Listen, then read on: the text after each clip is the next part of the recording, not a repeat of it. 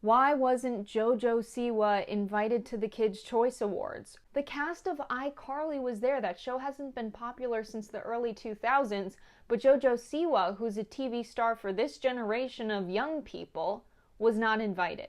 And I think we all know why she wasn't invited. An Oregon school board last week banned educators from displaying pride flags. The Don't Say Gay bill. Their anti-woke agenda, their anti-LGBTQ agenda. 2021 is already a record year for states aiming to restrict transgender rights.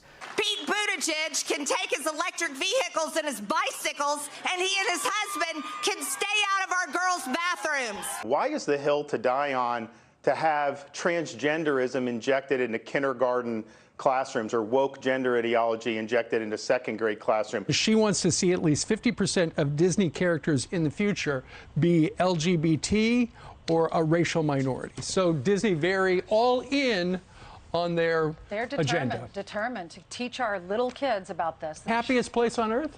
Not anymore. The Republican Party has set its sights back on the LGBTQ community. We've seen the rise of homophobic policymaking, especially when it comes to discussing the LGBTQ plus community with young children. Classroom-wide discussions from 5 to 8-year-olds about gender identity and sexual orientation. Parental rights are under attack all across the country. Yeah, look, if wacky gay activists, childless wacky gay activists want to drive the White House, the Democrat Party, gay media like CNN, into this arena of demonizing concerned parents. Indoctrinating woke sexual values in our schools. They shouldn't be pushing gender propaganda on kindergartners. When JoJo Siwa first came out as gay, I remember being very excited because as a queer woman who grew up in the 90s, I remember being very confused with the lack of representation, and so I was excited that young girls had someone to look up to where I did not.